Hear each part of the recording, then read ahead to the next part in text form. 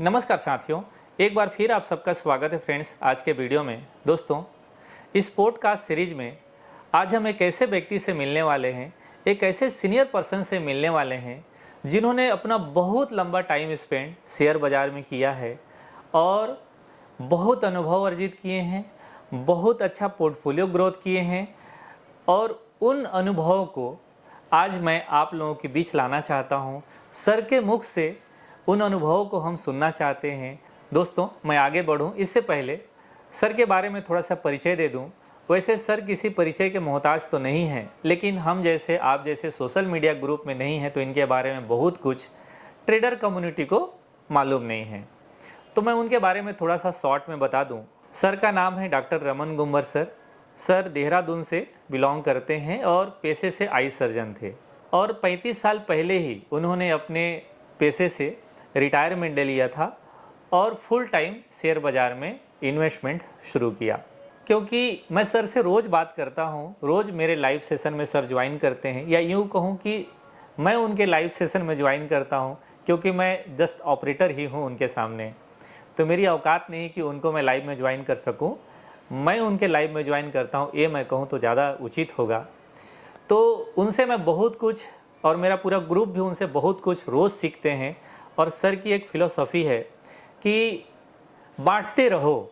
जो आपके पास नॉलेज है, जो आपने नॉलेज अर्न किया है, उसे जितना हो सके स्प्रेड करो, जितना हो सके अपने लोगों को बांटो, वो कम नहीं होगा। तो ये मुझे बहुत पसंद आया।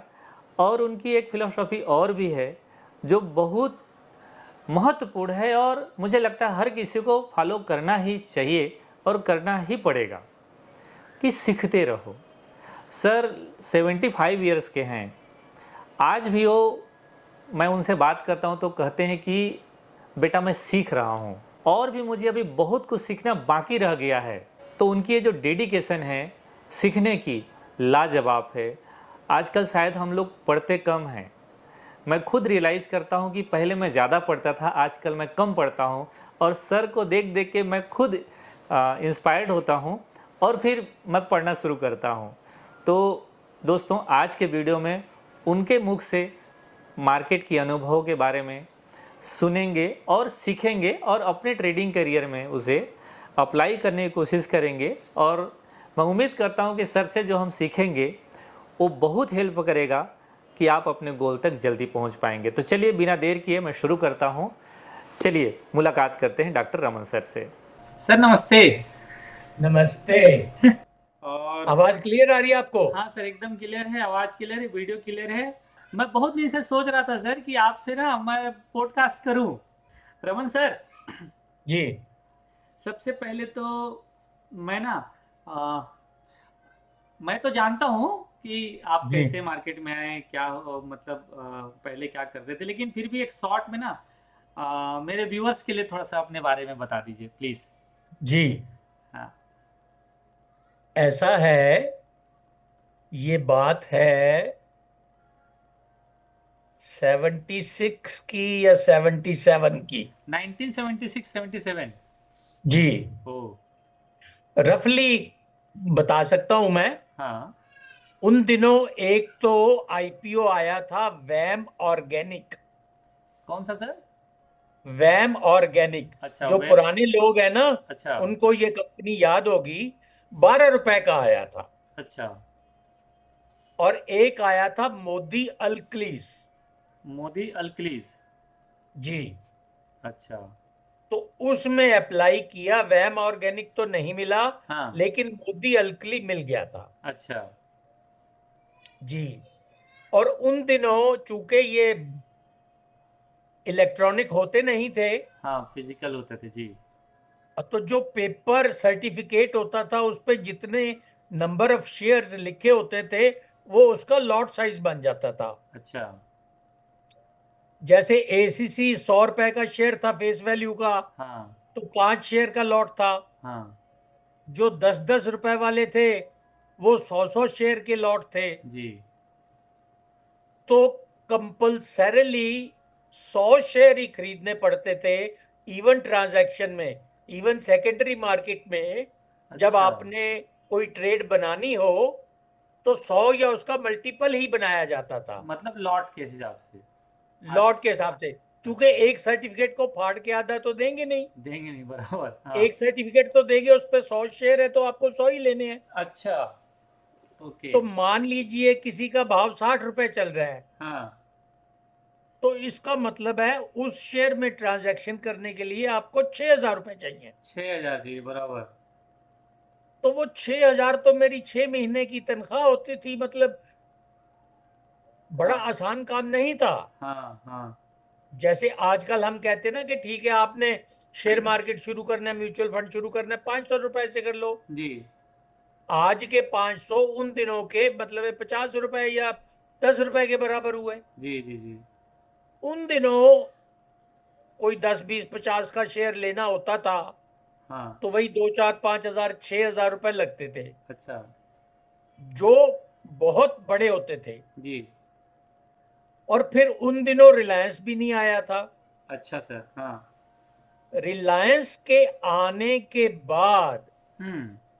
पब्लिक में जो शेयर्स की एक्सेप्टेबिलिटी और पब्लिक में शेयर्स को मतलब ये जो कंट्रीब्यूटिंग आता है कि नहीं मैं भी करता हूं, मैं भी करता हूं, हाँ, वो ठीक उसको क्रेडिट दिया जाता है कि रिलायंस ने ही शुरू करवाई। अच्छा, क्योंकि रिलायंस के शेयर में बहुत लोग बने, अच्छा, बहुत बने।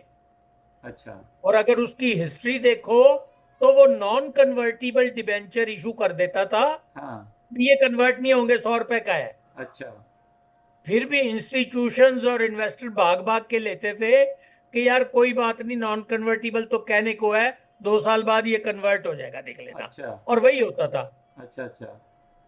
लेकिन ले दे के इसने इन्वेस्टरों का बहुत भला किया अच्छा, और उनके साथ बड़ा खड़ा रहा।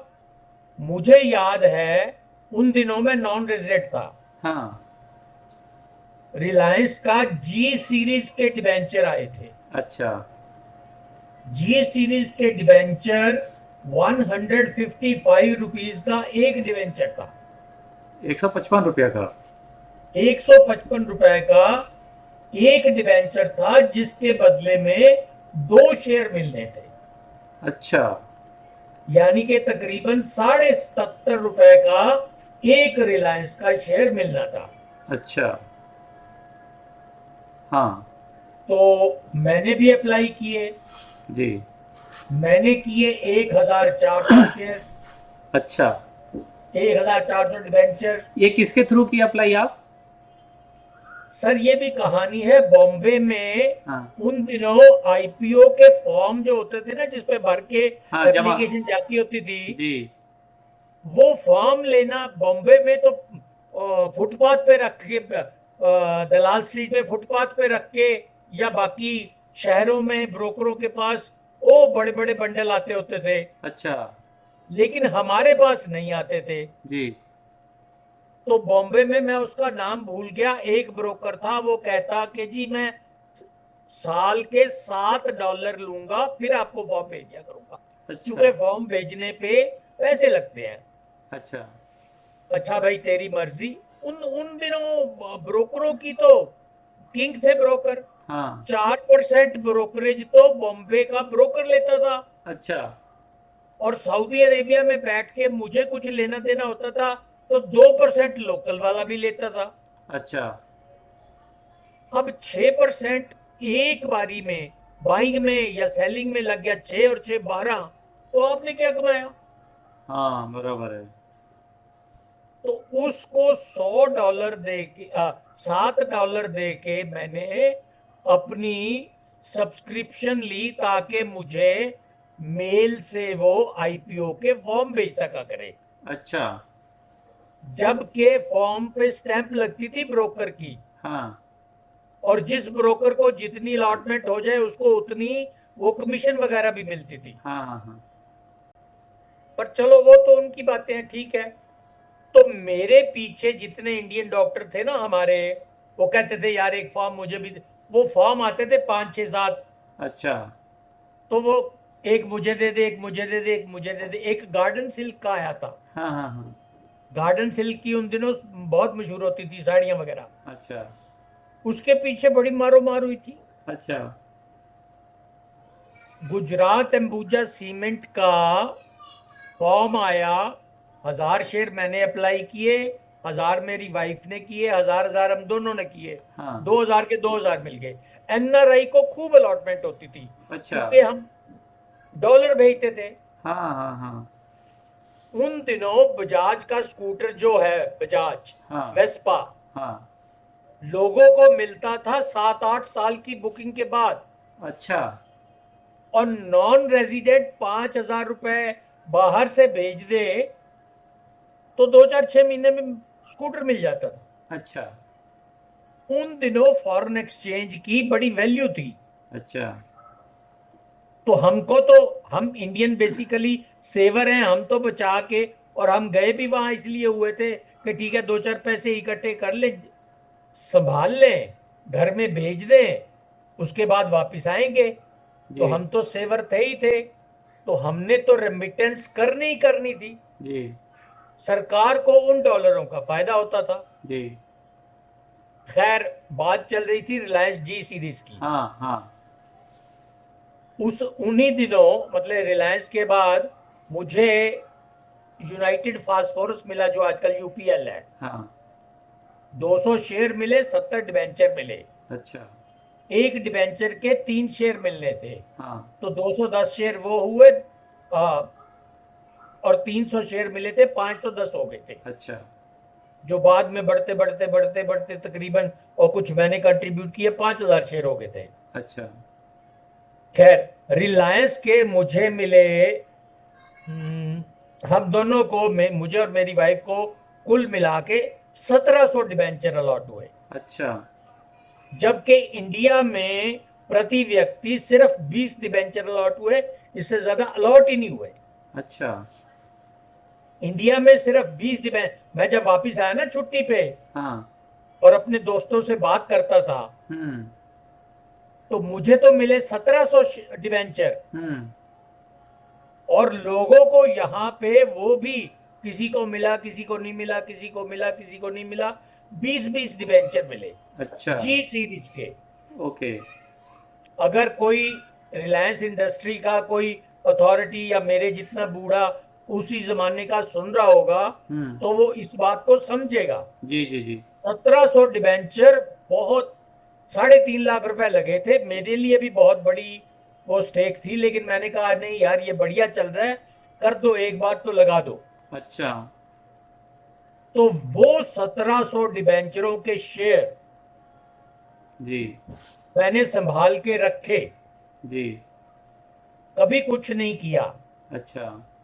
फिर 2000 में जब मैंने ये घर बनाया, हाँ। तो ये सेमी फिनिश्ड कंडीशन में था। जी। इसको पूरा करने करने में मैंने 4000 रिलायंस बेचे थे। 2000 में। 2000। अच्छा। उसके बाद भी मेरे पास 4000 रिलायंस बच गए थे, हाँ। जो बोनस से 8000 हुए, हाँ। फिर बोनस से 16000 हुए, हाँ। और कुछ मैंने मार्केट में खुद खरीदे। तो जी। कुल मिला के 20,000 शेयर रिलायंस के आज भी मेरे पास है। क्या बात है सर। तो ओ। वही 20,000 रिलायंस जियो फाइनेंशियल भी हो गए। 20,000 जियो फाइनेंशियल मिल गए। हाँ, लेकिन मैंने जो हाँ। गलती की, जी। जब ये दोनों भाइयों का बंटवारा हुआ, हाँ। तो मुझे आर कॉम के 4400 शेयर मिले, रिलायंस कैपिटल के मिले। वो 800 रुपए तक गया हुआ है शेयर, हाँ। यानी कि 32 35 लाख भले जमाने के। हाँ। लेकिन चूंकि वो स्टॉक होल्डिंग में पड़े थे, एक मतलब एक किस्म से डीमैट अकाउंट ही है, हाँ। हाँ। जिसको मैंने 30 साल हाथ ही नहीं लगाया, जी। तो वहां से 800 से जीरो पे आ गया। हाँ। तो वहीं के वहीं पड़े रह गए। अभी भी पड़े होंगे फिर तो। आज भी पड़े हैं, बल्कि जिरोदा से मुझे चिट्ठी आती है हाँ। कि आर कॉम के शेयर अब आपके वो खाते में नहीं दिखेंगे, चूंकि इनका लफड़ा है। अच्छा। मैं उनको पहले ही राइट ऑफ कर चुका हूँ, बोले, ठीक है कोई बात नहीं, अच्छा। जिंदगी में आते भी है तो जाते भी हैं। हमने बैंकों को राइट अप करते सुना था, आज आपने भी राइट अप करके अच्छा। मैं वही बोल रहा था सर, मेरा इसके इससे रिलेटेड एक सवाल था जी कि हमारे जैसे नए ट्रेडर्स को या नए निवेशक आ रहे उनके लिए कुछ ऐसा शेयर बताओ जो फ्यूचर का रिलायंस जैसा बन जाए। बड़ा मुश्किल सवाल है सर, बड़ा मुश्किल सवाल है। आप ऐसे करो, ये रिलायंस का जो बच्चा है, रिलायंस जियो फाइनेंशियल, जी। ये अच्छा लगता है। हाँ। वो जैसे इंग्लिश में कहते हैं ना कि बढ़िया स्टेबल से आया है, हाँ। तो रिलायंस के स्टेबल से आया है। हाँ। जैसे टाटा टेक्नोलॉजी भी टाटा के घर से आया है, शेयर यस। ठीक चलेगा, टाटा एलेक्सी बन जाएगा। जी। उसी तरह रिलायंस जियो 240-42 का चलता है। हाँ। अगर किसी ने कुछ बनाना है, हाँ। इस पे निगाह रखे। जिस दिन सॉफ्ट हो जाता है, जिस दिन सस्ता मिलता है, अपनी हैसियत के मुताबिक 200 400 500 हजार जितना हो सके ले लो, इकट्ठे करते रहो, लेकिन खरीदो अपने बच्चों के लिए। हाँ, ये बात आज सही भी है। वो बात चल रही थी ना, कोई कहता कि रिलायंस जियो ले ले सर। मैंने कहा बेटा लेना है तो अपने बच्चों के लिए ले।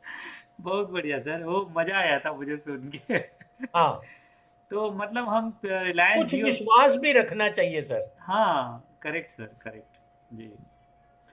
चलिए, तो एक तो मुझे मेरे जो मन में सवाल था कि हमको लगता है ना सर कि स्टॉक चुनने में कई बार हम लोग नो डाउट कि कभी कभी बहुत अच्छा ले लेते हैं, जैसे बीएससी को लिए अपन बहुत अच्छा रिटर्न दे दिया बॉम्बे स्टॉक ठीक। एक्सचेंज। ऐसे ही मैं फ्यूचर में सोचता हूँ कि एनएससी लिस्टेड हो जाएगा तब मैं एनएससी को इसी तरीके से परचेज करूंगा।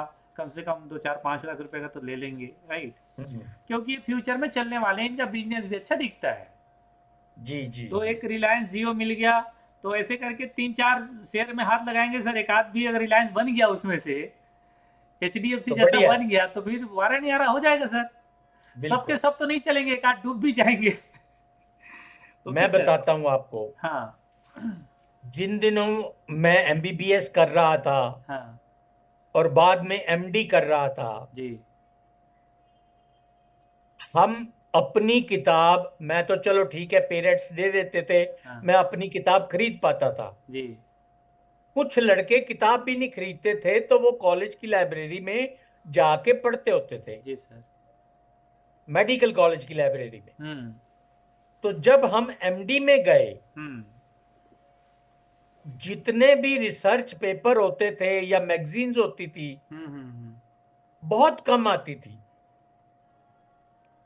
आज का बच्चा वो महसूस ही नहीं कर पाएगा उन दिनों की मुश्किलें, जब ना तो टेलीफोन था ना इंटरनेट था। जी। जो प्रिंट आउट, जो प्रिंटेड हाथ में लग गया, बाई चांस पेपर लग गया। उन दिनों तो इकोनॉमिक टाइम पढ़ने वाला भी माना जाता था कि यार ये तो कोई चीज है। जी। पिंक कलर का आता था हाँ। न्यूज़पेपर बिजनेस का। हाँ। तो पिंक पेपर पढ़ने वाले तो क्लास होते थे, जी। और होता भी महंगा था, आम ट्रिब्यून वगैरह से महंगा होता था। अच्छा। उन दिनों डाइसेमिनेशन ऑफ नॉलेज। सर आपको एक और चीज बताऊं, हाँ। आप ये भी लिख लीजिएगा। जी। What is the most saleable commodity on earth? बताइए आप। हाँ। कमोडिटी आप समझते हो ना जी? हाँ। हाँ। जी। Copper, silver, gold, hmm. Iron, ये एग्रीकल्चरल कमोडिटीज। कमोडिटी हाँ। Which is the most saleable commodity on earth? तो हम गोल्ड ही मानते हैं। No sir. अच्छा। Most saleable commodity on earth is information. क्या बात है सर। जी। जी। जब तक आपको पता नहीं। जी। अब देखिए, मैं जाता हूं नए, हरिद्वार जाता हूं, या हाँ। दिल्ली जाता हूं, या आगरा जाता हूं, या बॉम्बे जाता हूं, तो पुराने जमाने में ये होता था, बड़ी मुश्किल से ट्रेन की टिकट मिली, उसको बुक कराया, वहां उतर गए, जी। बाहर पता ही नहीं कि जाना कहाँ है। आज का बच्चा जाने से पहले उसको इंटरनेट पे ओयो पे बुक कर लेता है, करेक्ट। booking.com पे जाके बुक कर लेता है, हम्म। मेक माई ट्रिप पे जाके बुकिंग हो जाती है, हम्म। फ्लाइट की भी, ट्रेन की भी, सब कुछ। उन दिनों कहाँ व्यवस्था थी ये? जी। जो हमने देखा वही हाल शेयरों का था। शेयर को कैसे चूज किया जाए, कौन सा चलेगा कौन सा नहीं, जितना प्रिंटेड थोड़ा बहुता मिल पाता था, हम्म। चूंकि उन दिनों तो ये बिजनेस टीवी ही नहीं था, बिजनेस चैनल का तो मतलब ही नहीं। जी। रेडियो में भी कोई खास बहुत बढ़िया मतलब है बिजनेस के ऐसे स्पेशल प्रोग्राम आते हो नहीं था। जी। तो बस मुंह जुबानी जो खबर उड़ रही है, जो खबर चल रही है, या जो देख रहे हैं, या देख रहे हैं कि ये इतने घराने हैं। उन दिनों मोदी अलकली लेके जो हम पछताए और जो रोए, उसके बाद बाकी के जो हाल हुआ, हमने मोदी नाम लेना ही छोड़ दिया। अच्छा। जी। भाई ये भाई ये ठीक नहीं। ऐसे लुधियाने के थे कुछ, हाँ। भाई इनका शेयर नहीं लेना, जो मर्जी हो जाए। अच्छा। और ये पैसे वैसे दे के, तब नई नई ये दलाल स्ट्रीट और कैपिटल मार्केट मैगजीनें चली थी, हाँ। तो उनमें भी आईपीओ की रेटिंग आती होती थी हम्म। कि 3 स्टार, 4 स्टार, 5 स्टार। हम्म। तो ये ले दे के वो भी करवा लेते होते थे। जी। और चूंकि उन दिनों बात वही थी। हाँ। अच्छा, फिर आजकल तो गवर्नमेंट भी अलाउ करती है कि तुम 10 वाला शेयर 600 रुपए में दे दो। Correct sir. उन दिनों तो सीसीआई 10 रुपए का शेयर 10 रुपए में ही देने देता था। प्रीमियम ले ही नहीं सकते थे। हाँ। तो धांधली होती थी, खूब जी। खूब होती थी। अच्छा। जी सर। पर फिर भी हम्म। हम बच के आ गए। मेरे एनआरआई रहने से हाँ। कुछ तो हमने सिटी बैंक में डॉलर की एफडीज करा दी थी। हाँ। उन्होंने फायदा दिया हाँ। हाँ। हाँ। कि डॉलर एप्रिशिएट होता रहा। जी। ये रिलायंस मेन स्टे था। जी। मैं आपको बताऊं, गुजरात अंबुजा सीमेंट इशू हो गया, 2000 शेयर मिल गए। उसके काफी दिनों बाद उसका राइट इशू आया। अच्छा। 10 रुपए वाला शेयर 10 रुपए में ही, और एग्जिस्टिंग शेयर्स को प्रेफरेंस के तौर पे दिया गया। तो हाँ। जब मेरे पास आया, मैंने फाड़ के फेंक दिया। मैंने कहा मैं नहीं अप्लाई करता, ये चल ही नहीं रहा। 10 रुपए वाला शेयर 10 11, 10 11, 10 11, ये हाँ। कोई तरीका होता है? हाँ। जबकि उन दिनों पढ़ा था कि इसको चलाने वाले एक्स आईएएस ऑफिसर या करंट आईएएस ऑफिसर है, और ये बहुत बढ़िया ठीक चलेगा। अच्छा। और इसी को ही देख के सबसे पहला जो शेयर खरीदा था मैंने एसीसी, इसीलिए तो लिया था। अच्छा। 100 रुपए का शेयर था, 200 रुपए पे मिल रहा था, यानी कि तकरीबन 2 टाइम्स इट्स वैल्यू। हाँ। और 5 शेयर का लॉट होता था। जी। 1000 रुपए में शेयर मिले, 100 कुछ रुपए जाके उसके ऊपर, 100 के 150, ऐसा कुछ, उसके ऊपर उसका वो कमीशन और ये और वो वगैरह लगा। हम्म। तो उन दिनों नानी मर गई थी कि यार 1500 रुपया लग गया। 983 रुपए सैलरी पे तो मैं पंजाब में गवर्नमेंट की सर्विस में एज ए डॉक्टर लगा था। अच्छा। मेरी पहली पे 983 रुपए थी। अच्छा। तो फ्रिज भी खरीदना था तो 165 लीटर का सबसे छोटा 3500 का मिला था। मुझे याद है, मैंने और मेरी वाइफ ने मिलके, हमने 2 3 महीने जोड़ जड़ा के पहला फ्रिज खरीदा था। अच्छा। जी। मतलब बाहर जाने से पहले। हाँ। हाँ। हाँ। हाँ। ये हाल होते थे। जी सर। उन दिनों लोगों के पास बहुत ज्यादा पैसा नहीं था, हाँ। इसलिए शेयर मार्केट में। और दूसरा, रिवायत भी नहीं पड़ी थी। ये रिवायत रिलायंस के आने के बाद पड़ी। जी सर। जी। ओके। मतलब कुल फिर मिला। उन हाँ। दिनों चला था यूटीआई का, ये 92 तक तो मास्टर गेन और मास्टर प्लस और यूटीआई 64 और बड़ी स्कीमें चल पड़ी थी। जी। मतलब उस समय तो लोग इन्वेस्टिंग ही करते थे, ट्रेडिंग तो बाद में शुरू हुई है ना। ट्रेडिंग तो बहुत बाद जी। में, जब एनएससी बनी, हाँ। जब फ्यूचर ऑप्शन आए, आए जी सर। जब बाहर का इन्फ्लुएंस आया, जी। बाहर का नॉलेज आया। हाँ। हमारे बच्चे बाहर एमबीए फाइनेंस कर करके आए, हम्म। वहां से देख के आए कि क्या होता है, कैसे होता है। जी। धीरे धीरे फिर ये पहला। जी। 2000 के बाद हम कहें कि सर कि फ्यूचर ऑप्शन आने के बाद ट्रेडिंग स्टार्ट हुआ एक्चुअली अब में। भी आधी चीजें इंडिया में नहीं होती। जी। ऑप्शंस पे भी ऑप्शंस होती हैं, हाँ। नहीं है यहाँ। जी अभी नहीं हुआ है। फ्यूचर्स पे भी ऑप्शंस होती हैं, नहीं है यहाँ। जी सर। तो आ जाएंगी धीरे आ धीरे। जाएंगी जी सर। मतलब जी। अगर हम इसको देखें सर कि ऑप्शन के ऊपर ऑप्शन होंगे, जी और उनके भी अलग अलग एक्सपायरी होंगे। बिल्कुल। हमारे फ्यूचर, यहाँ लीप्स ही नहीं है, जी, बहुत कम है। Yes sir. मान लो मैं दिसंबर 24 का निफ्टी बेचना चाहूं, हाँ अगर न्यूयॉर्क में रहता हूं तो वहां का डो इमीडिएटली बिक जाएगा, जी, बिल्कुल बिक जाएगा। लेकिन यहाँ का निफ्टी नहीं बिकेगा। नहीं बिकेगा, ओके। तो मैं कह रहा था सर कि अभी ऑप्शन के ऑप्शन आएंगे, जी फिर उसके अलग अलग एक्सपायरी आएंगे, जी ठीक है। फिर जी फ्यूचर के ऑप्शन आएंगे, फिर बिल्कुल उसके ऑप्शन के ऑप्शन आएंगे, और उनके बिल्कुल अलग अलग एक्सपायरी आएंगे। तो मैं कह रहा था बिल्कुल सर कि जो ट्रेडिंग वॉल्यूम है, ये तो लगातार इंक्रीज होंगे। बिल्कुल होगा। तो इसको सबसे ज्यादा बेनिफिट किसको मिलेगा? ब्रोकर्स और एक्सचेंज ब्रोकर्स को? को मिलेगा, सरकार को मिलेगा। देखिए, आप और मैं ट्रांजैक्ट करते हैं, हाँ, जिरोदा में डिलीवरी पे कोई ब्रोकरेज नहीं, नहीं है बिल्कुल। लेकिन फिर भी हमें 4-5 किस्म के टैक्स, ये सेबी का है, हाँ, ये टर्नओवर टैक्स है, ये फलां है, ये ढिमका है, करते करते लग जाते हैं ना जी। बिल्कुल लगते हैं सर।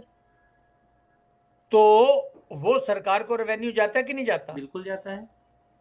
दूसरी बात, मान लो मैं ट्रेडिंग करता हूं, हम्म।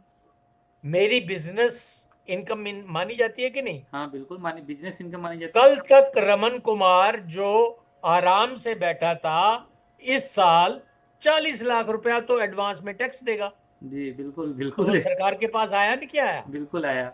वो इसलिए आया कि मैं ट्रेडर बन गया, ट्रेडर बन गए, बिल्कुल। जो कि मैं नहीं था। नहीं थे, बिल्कुल सर। ओके। मुझे नॉलेज तो था, सब कुछ था। हाँ अचानक दिल में ख्याल आया, चल यार, बच्चों के लिए आता है, करते हैं, करके देखते हैं। आपका साथ मिला और बहुत कुछ सीखा। धीरे धीरे करते करते करते करते और 2-4 साल, 5 से ठीक रह गई, जी। तो बच्चों के लिए और जोड़ जाएंगे। जी सर बिल्कुल, हाँ। तो मैं ये कह रहा था सर कि अभी अगर हम इस नज़रिए से देखें कि आने वाले दिनों में वॉल्यूम बढ़ेगा, बिल्कुल बढ़ेगा। ट्रेडर भी लगातार ये मतलब मार्केट में इन्वॉल्व हो ही रहे हैं, बिल्कुल। एक्सचेंज को तो प्रॉफिट होगा ही होगा, सो होगा। हम्म, तो अपने क्राइटेरिया में बॉम्बे स्टॉक एक्सचेंज बीएससी, जी और चूंकि ट्रेडिंग ज़्यादा होगा तो कहीं ना कहीं हमारे जो क्लियरेंस डिपार्टमेंट, क्लियरिंग डिपार्टमेंट हैं, जैसे जी सीडीएसएल और एनएसडीएल, तो हाँ हम इसमें हाँ। मान लेते हैं अभी लिस्टेड है वो सीडीएसएल, और फ्यूचर बहुत में हो। बढ़िया शेयर है, बहुत चलेगा। हाँ, और फ्यूचर में एनएससी अगर लिस्ट हो गया तो। बहुत चलेगा। इसके अलावा सर एक स्टॉक और जो जैसे एंजल वन है, फ्यूचर में हाँ जी। जीरोधा लिस्ट हो गया तो जीरोधा, अप स्टॉक्स हाँ लिस्ट हो गया तो अप स्टॉक्स, या ग्रो जी। लिस्ट हो गया तो ग्रो। तो मैं ठीक है। कहता हूं सर कि इन स्टॉक्स में मतलब इनको भी एक इन्वेस्टमेंट के हिसाब से क्राइटेरिया में रखें तो कैसा रहेगा, क्योंकि बिल्कुल डायरेक्ट ठीक, इनडायरेक्ट बिल्कुल लोग ठीक है। प्रॉफिटेबल रहेंगे। बिल्कुल ठीक है। ये सोचना ठीक बि- रहेगा। बिल्कुल ठीक है। जी। इसमें आप कैम्स भी जोड़ दो। हाँ, यस सर, इसको तो भूल ही गया, कैम्स, यस, करेक्ट। हाँ, इसमें कैम्स। कैम्स भी जोड़ लो। हाँ सीडीएसएल तो आपने नाम ले दिया। हाँ। बिल्कुल। ओके सर, ठीक है। सर, आज मैं सुन रहा था, हम्म। यूट्यूब पे देख रहा था, हाँ हमारी मार्केट की, स्टॉक मार्केट की कैपिटलाइजेशन हाँ। $4 ट्रिलियन हो गई है, जो कि हमारे जीडीपी के बराबर है। जी पुराने जमाने में, यानी कि हमारे जमाने में, 4 फिगर्ड शेयर 2-4 होते थे बस। जी। आज आप देख लो, आम शेयर 1200, 1400, 1600, 1200, 1400, 1600, 4 फिगर्ड। आधे से ज्यादा 4 फिगर्ड है। जी हमारे जमाने में 4 फिगर्ड बहुत कम होते थे, जी और उनमें ट्रेडिंग उतनी कम होती थी। जी जी जी। तो मार्केट कैप बढ़ रही है ना जी सर। जी सर। मुझे याद है पुरानी दलाल स्ट्रीट, हाँ उसमें जो डेटा शीटें लगी होती थी सेंटर पेज में, कंपनियों के डाटा, हाँ। लास्ट पेज पे मार्केट कैपिटलाइजेशन का लिखा होता था। जी और सर। मुझे क्लियरली याद है, बॉम्बे मतलब स्टॉक एक्सचेंज, एनएससी तो था ही नहीं, हाँ 2.5 lakh crore total stock exchange की मार्केट कैपिटलाइजेशन थी। जी। आज रिलायंस की 18 लाख करोड़ अकेले हाँ है। अकेला है, बराबर, बिल्कुल सर। उन दिनों स्टॉक मार्केट इन टोटो जी 2.5 लाख करोड़ की। जी सर। ये था। अब साइज बहुत बड़ा हो गया है सर एक्चुअली, हाँ, मार्केट की साइज बहुत बड़ा हो गया है। और मुझे लगता है सर, जब मार्केट की साइज बड़ा हुआ है तो मैनिपुलेशन जैसी चीजें भी थोड़ी कम होने लगी है। आजकल थोड़ी ट्रांसपेरेंसी ज्यादा हो गई हाँ है। जी। आजकल सोशल मीडिया और जो एक्सचेंज ऑफ इंफॉर्मेशन है, जी। जो कि मोस्ट सेलेबल कमोडिटी है इंफॉर्मेशन, हाँ वो डाटा और ये जो टेक्नोलॉजी चली है ना टेलीफोन्स की, हाँ। इससे डाटा बड़ा इजी और सस्ता मिलने लगा है। सस्ता मिलने लगा इजी है। मिलने लगा है, जी तो उसकी एक्सचेंज बहुत होती है। जी बराबर। तो उस एक्सचेंज में वो जो इंफॉर्मेशन है, वो जो मोस्ट सेलेबल कमोडिटी है, वो बड़े आराम से इधर उधर घूमती रहती है। जी सर, बिल्कुल। बस ओके। इसमें बच के ये रहना पड़ता है कि ये जो आराम से घूम रही है, हम्म। इसमें कोई मिस इन्फॉर्मेशन ना हो। जी। बस। ओके। सर एक बात और मैं आपको आपसे जानना चाहूँगा। आजकल जी क्या होता है ना सर, कि जब किसी स्टॉक में हम एंट्री मार लिए, एंट्री अच्छे जगह में मिल गया, मतलब जी। आजकल तो क्या है, टेक्निकल है या फिर लोग समझ गए हैं कि भाई गिरावट हम्म। में खरीदने का है। पहले तो ऐसा था कि गिरावट आए तो भागो भागो। अब तो हम्म। लोग इतना समझ गए हैं कि रिटेलर्स भी समझ गए, गिरावट में भी खरीदो, खरीदो खरीदो वाला हाँ। स्थिति हो गया है अब। हम्म। सर दो आपने तो 2008-9 का भी क्राइसिस देखा, हाँ और जी। कोविड वाला भी क्राइसिस देखा। जी। सर इस दौरान कैसा लगा आपको, मतलब कैसे उस समय अपने पोर्टफोलियो को मैनेज कर पाए, या क्या हम। नहीं, मैं शेक नहीं हुआ। अच्छा। दो बातें हैं। हम्म। पहली बात तो ये है कि मैं पढ़ा लिखा था। ये बिल्कुल। ठीक है ना। हाँ जब हमारे साथ के बच्चे 10-10 12-12 पढ़ के और भाग लेते थे, हाँ। हमने खूब मेहनत की, इसलिए मेडिकल कॉलेज में गए। 100%।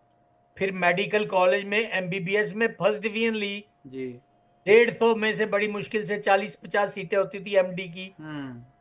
हर कोई एमडी नहीं करता था, नहीं ना कर करता। पाता था। जी। हम ब्रिलियंट बच्चे थे, हमने एमडी भी की। जी। तो पढ़ा लिखा था, समझ थी, हम्म। रिसोर्सेज भी थे, हम्म। तो डटे रहे। बराबर। वैसे कुछ थोड़ा सा मेरी स्वभाव में भी, इंक्लिनेशन में भी है कि हम्म। हल्का सा डटा रहता हूं मैं। जी जी जी। उन दिनों फिर परवाह भी नहीं की। अच्छा। ओके। ठीक है। ठीक है क्यों। कि ये नीचे जा रहा है, अपने आप ऊपर आ जाएगा। हाँ जैसे नीचे गया वैसे ऊपर आ जाएगा, कोई बात नहीं, इसको पढ़ा रहने दो। मैंने कौन सा करना है। हाँ बराबर है, बिल्कुल। हम्म। क्योंकि आपका पोर्टफोलियो का साइज काफी बढ़ा रहा होगा, जब नीचे आया होगा तो मतलब मन में आया होगा कहीं कि। हाँ। नहीं, बहुत ज्यादा गिनते नहीं होते थे हम। अच्छा। जी। हाँ ठीक है, पढ़े हैं, हाँ। घर में पढ़े हैं। जी। अब जिस घर में मैं रह रहा हूँ, हाँ। भले वक्त में ये मेरा ख्याल है 22-25 लाख रुपए लगे होंगे टोटल इसको बनाने में। जी। आज ये 10-12 का है। जी बराबर। तो कोई कोई हमने ये थोड़ा ना, जिसमें रह रहे हैं उसमें रह रहे हैं, उसकी कोई कीमत थोड़ा ना गिननी है। नहीं नहीं, बिल्कुल उसकी कीमत नहीं होती सर, हाँ। उसकी कीमत तो नहीं उसी होती। तरह जो शेयर पड़े हैं अपने बच्चों की तरह पड़े हैं, उनका क्या मोल भाव, ठीक है। जब जी। जरूरत होगी इसको, एफडियां हैं, जब जरूरत पड़ेगी इसको तोड़वा के पैसे ले लेंगे। जी। ओके। सर एक बात और आपसे पूछूं मैं, जैसे अभी क्या होता है ना, सपोज करिए कि अभी हम लोग एक स्टॉक लिए ना सर, जैसे एग्जांपल के लिए बहुत अच्छा आईआरएफसी था। हाँ जी। आई थिंक आपने भी लिया होगा। हाँ जी। वो 27-28 रुपये में लिया और 100 रुपये चला गया। जी। तो जब वो 3-4 गुना हो जाता है ना, फिर मन में आने लगता है यार चलो निकल जाते हैं, एग्जिट कर देते हैं, बुक कर देते हैं, ठीक है। आप क्या हम्म। एडवाइस करते हैं सर। सर मैंने इसके कई स्कूल ऑफ थॉट देखे हैं। हाँ बहुत लोग तो ये कहते हैं कि ठीक है यार, अपना कैपिटल निकाल लो, हाँ। उसमें और से मैं बाकी भी जो एक हूँ। पड़े हैं, पैसा आपका लगा नहीं, पड़े हैं पड़े रहने दो। जी। मिट्टी भी होगे तो कोई बात नहीं, नहीं तो कुछ ना कुछ तो दे, जिसने आज आज तक दिया है वो आगे भी देगा। आगे भी देगा, बराबर। जी। एक रूल थे, उसमें से मैं भी हूँ कि सर अपना पोर्टफोलियो मतलब इन्वेस्टमेंट को निकाल लो और प्रॉफिट को हाँ, छोड़ दो, उनमें से मैं भी हूँ। लेकिन ना उसके सर। कई कारण होते हैं सर। हाँ। आपके पास लिक्विडिटी कैसे आए, या तो आप कोई दूसरा कोई बिजनेस कर रहे हो, आपकी कोई सैलरी आ रही हो, जिसमें से आप जोड़ते जाओ और कॉन्स्टेंटली स्टॉक मार्केट में इन्फ्यूज करते जाओ। जी। या दूसरा तरीका ये होता है कि इसी में से उखाड़े और दोबारा प्लांट कर दिए, हाँ। फिर उखाड़े, फिर प्लांट कर दिए, जी। क्योंकि बाहर से इनफ्लो तो कुछ है ही नहीं। अच्छा, इसका मतलब ये हुआ सर कि अगर आपके पास आउटसोर्स है तो पोर्टफोलियो मतलब जरूरी नहीं कि बुक करो, आप नीचे गिरे तो फिर से ऐड कर लो, ऐसा भी है। लेकिन अगर अगर नहीं है, आपके पास एक्सट्रिंसिक सोर्स है हाँ अदर देन मार्केट, जी, जिसमें से आप कुछ बचा पाते हो, हाँ तो रेगुलरली इन्वेस्ट करते रहना और ठीक शेयर में इन्वेस्ट करते रहना बढ़िया बात हो। जी सर, बिल्कुल। ओके। जी।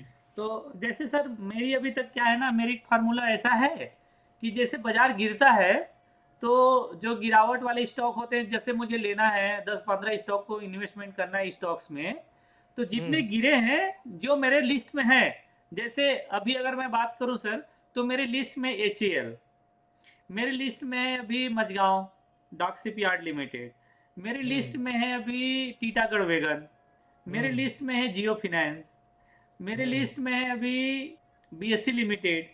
कि जब ये गिर जाएंगे ना, मतलब 20-25% गिर जाए, तो मैं इनको खरीद लूँ, मतलब मैं ठीक इनको बात है। ऐड करूँ। तो मैं ठीक बात है। मतलब मैं करता हूँ सर, 15-20 स्टॉक पकड़ लेता हूँ, उसमें डाल देता हूँ। जो स्टॉक उठ लेकिन गए, आपके पास आता कहाँ से है? हाँ मेरे चूंकि, आप ज्यादा से ज्यादा ये कह सकते हो, since you are a trader, तो जो ट्रेडिंग बचती है, हाँ ट्रेडिंग में पैसा बचता है, जी, उसको आप प्लांट कर देते हो। हाँ ट्रेडिंग तो ऊपर ऊपर से हो गया ना, हवाई हो गया, जी, हवाई बातें हो गई। हवाई बातें होंगी सर। जो शेयर आप लेके रख लेते हो, हाँ उसको मैं समझता हूं कि आपने प्लांट कर दिया। जी, जैसे एक किसान खेत में प्लांट कर देता है ना, हाँ आपने प्लांट कर दिया, and you will see it growing, और टाइम पे उसको रीप करके फसल काट लोगे। Right, okay. हम्म। तो मैं कह रहा था सर कि जब नीचे स्टॉक आते हैं तो उसको मैं 15-20 को पकड़ लेता हूँ, वो हम्म। 15-20 स्टॉक में बराबर बराबर पैसा डाल दिए, 1-1 लाख, या हम्म। जैसे अभी मैं अपने फिगर के हिसाब से 1-1 लाख रुपए डालता हूँ। हम्म। अब मैं, वो अच्छा है कि बुरा है पता नहीं, आप बताइएगा। मैं क्या करता हूँ कि जो स्टॉक चल गए उसको मैं रख लिया, अपने पोर्टफोलियो में रह गया। जो नहीं चला, हम्म। मैं उसको तौबा करता हूँ, कट करता हूँ, और फिर वहां से पैसा मेरे पास फिर से रिलीज हो जाता है, तो फिर दूसरे स्टॉक को पकड़ता हूँ। अगर आपने जब फैसला लिया कि ये शेयर नहीं चल रहा, हाँ अगर उसको आपने फेयर टाइम दिया, हाँ और अगर वो शेयर किसी साइक्लिक सेगमेंट का है, हाँ मान लो मेटेलिक है तो मेटल्स में साइकिल होता है, हाँ केमिकल का है तो केमिकल्स में साइकिल होते हैं, हाँ बिजनेस साइकिल्स भी तो होते हैं ना। हाँ हाँ, अगर आपने उसको फेयर ट्रायल दे दिया हम्म, उसके सेगमेंट साइकिल का, और उसकी खुद की नई कंपनी कुछ टाइम भी तो लेती है ना ग्रो करने में। हाँ हाँ जैसे हमारा बच्चा 16 17 18 साल का तो जवान होता है, जी, फिर कॉलेज में पढ़ के फिर थोड़ा बहुत जिंदगी के लिए तैयार होता है। हाँ इसी तरह शेयर, ऐसा तो नहीं कि पहले दिन से ही बहुत बढ़िया निकल पड़े, हाँ थोड़ा बहुत टाइम तो हर चीज को लगता ही है ना। जी, अगर आपने उसको फेयर टाइम दे दिया, हम्म, फिर भी नहीं चला, फिर आप उसको निकाल सकते हो, निकालते हो अच्छी बात है। जी, अच्छा सर, ओके, उसकी साइक्लिसिटी भी देखनी होती है, हाँ कि उस इंडस्ट्री की, उस सेगमेंट की, बाकी के उसके जो पीयर हैं हाँ वो बढ़िया परफॉर्म कर रहे हैं, ये अकेला ही पीछे रह गया क्या, जी, या सारे ही। मान लो मेरा कोई केमिकल का शेयर नहीं चल रहा, हाँ तो मुझे समझ आया कि यार आजकल केमिकल सारा ही नहीं चल रहा, थोड़ा इसको इंतजार दो। हम्म, आज मान लो आईटी का शेयर कोई नहीं चल रहा, तो मैं ये अपने आप को तसल्ली दूंगा कि भाई आईटी सेगमेंट सारा ही नहीं चल रहा, हाँ जरा रुके रहो। जब आईटी सेगमेंट चलेगा, फिर भी ये ना चले, फिर उसको निकाल लो। जी, ओके, और मतलब, आजकल तो इतने सॉफ्टवेयर हैं, इतनी इंफॉर्मेशन है, स्क्रीनर पे चले जाओ, उधर चले जाओ, इधर चले जाओ। मतलब जी। पर्याप्त इंफॉर्मेशन लेने के साथ बाद डिसीजन उसको लें तो ज़्यादा बेहतर है। थोड़ा हाँ। टेक्निकल देख लिए, थोड़ा साइकिल देख लिए आपके अकॉर्डिंग। ओके, हाँ। ओके सर, ठीक है। क्योंकि आपने एक किस्म से, जैसे हम किसी को गोद लेते हैं ना जी, बच्चे हाँ को, जी। आप आपने अपना गोद लिया हुआ बच्चा आप अपने घर से कैसे निकालोगे? हाँ, ये बड़ा मुश्किल है। हाँ, बात तो इमोशनल हो गई, हाँ लेकिन बात तो ऐसी ही रही ना कि हमने ही खरीदा हाँ और फिर हम ही निकाल रहे हैं, हाँ तो क्यों? सर, लेकिन कहते हैं ना, कई बार हमने सुना है या बड़े लोगों से सुना है। गलतियां होती हैं। हाँ मैंने हजारों गलतियां की होंगी, जी हजारों। जी मैंने भी बहुत गलतियां की, और उन दिनों की जब इंफॉर्मेशन होती ही नहीं थी। हाँ आज वो गलतियां कम होती हैं, थोड़ा तजर्बा भी आ गया, सब कुछ ठीक है।